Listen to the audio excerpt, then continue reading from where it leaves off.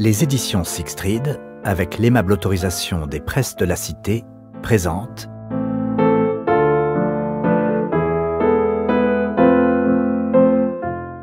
Les fiancés de l'été, de Christian Laborie, interprété par Catherine Lecoq.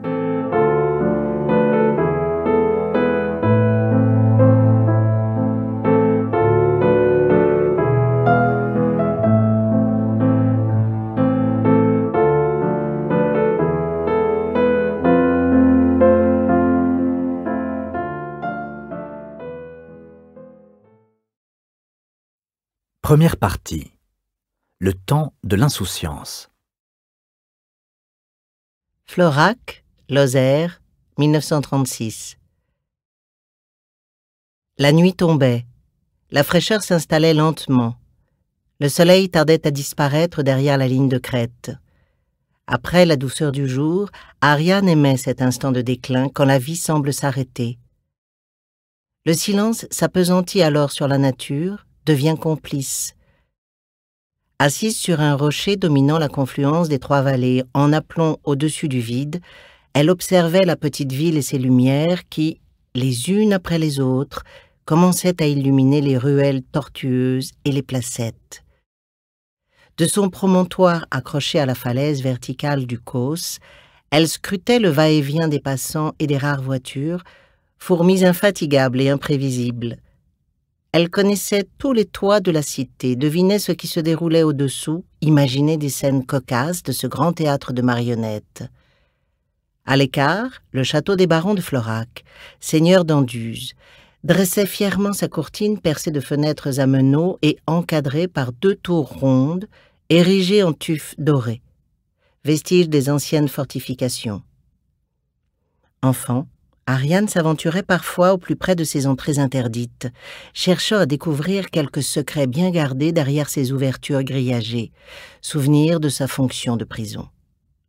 Mais c'était autour des nombreux bassins que possédait la ville qu'elle préférait profiter de ces brefs moments de liberté à la sortie de l'école, juste avant de reprendre le chemin de la maison. Elle s'attardait avec délice près de la source du péché, magnifique résurgence du Causse Méjean, peuplée de grosses truites fario. Elle donnait du pain sec aux poissons ou allait se perdre sur les rives ensauvagées du Tarnon, de la Mimante ou du Tarn. Cette insouciance ne l'avait jamais quittée. Elle passait auprès de ses camarades pour une rêveuse à 100 lieues des réalités. Même son père lui reprochait parfois sa légèreté, son manque de sérieux devant les événements graves qui avaient endeuillé sa famille. En premier lieu, la mort accidentelle de son frère. L'année précédente, ce dernier avait dévissé de la falaise où elle se trouvait en sentinelle, en faisant de l'escalade sans s'être assuré. Il s'était rompu la colonne vertébrale et avait succombé à ses blessures après des heures de terrible souffrance. Ariane avait été très affectée par cette tragique et subite disparition.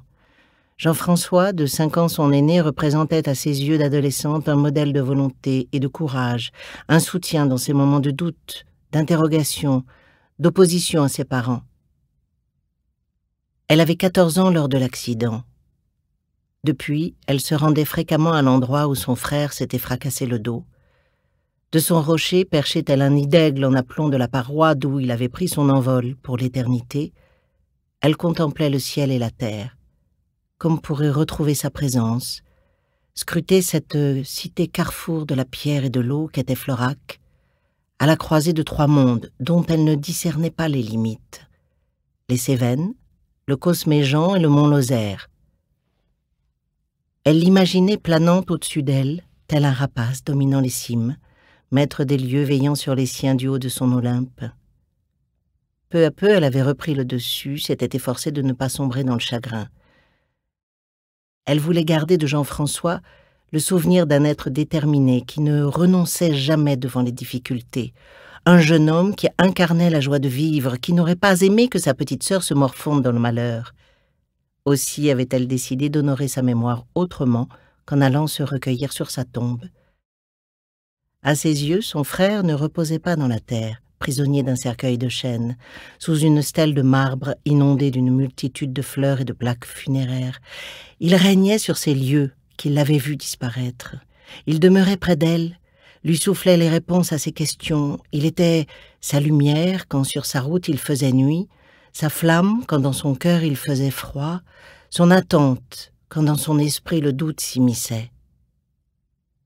Obéissante, Ariane ne s'attardait jamais trop longtemps après la classe. Élève studieuse, elle souhaitait devenir institutrice. C'était une vocation qu'elle nourrissait depuis qu'à l'âge de 6 ans, elle était entrée à l'école primaire. Elle s'était toujours imaginée entourée d'enfants, à leur enseigner tout ce que ses maîtresses lui avaient elles-mêmes inculqué, les mystères de l'orthographe, les pièges de la grammaire, la logique des mathématiques, les secrets de l'histoire et les joies de la découverte des espaces géographiques et des sciences. Ses parents, sa mère surtout, ne l'avaient jamais découragée, même si son père, Charles Chaptal, regrettait, depuis le décès de son fils, que sa succession à la tête de son entreprise ne fût plus assurée. Jean-François était mon seul espoir de ne pas voir l'usine léguée par mon père tomber dans les mains d'étrangers, s'attristait-il. À 15 ans, Ariane était loin de ses préoccupations. La fabrique de chaussures que son père dirigeait et qu'il avait développée était certes un bien de famille que son grand-père avait créé à la fin du siècle précédent, mais elle n'avait jamais pensé y être un jour associée de quelque manière que ce fût. Après le brevet élémentaire, elle était entrée à l'école normale de Florac, où ses maîtres ne cessaient de l'encourager. Dans quelques années, elle obtiendrait son certificat d'aptitude et serait envoyée dans une école du département. Elle ne vivait que dans cette perspective. Pourtant, depuis le drame qui avait endeuillé les siens, elle avait beau invoquer la mémoire de son frère disparu, le doute s'était insinué en elle.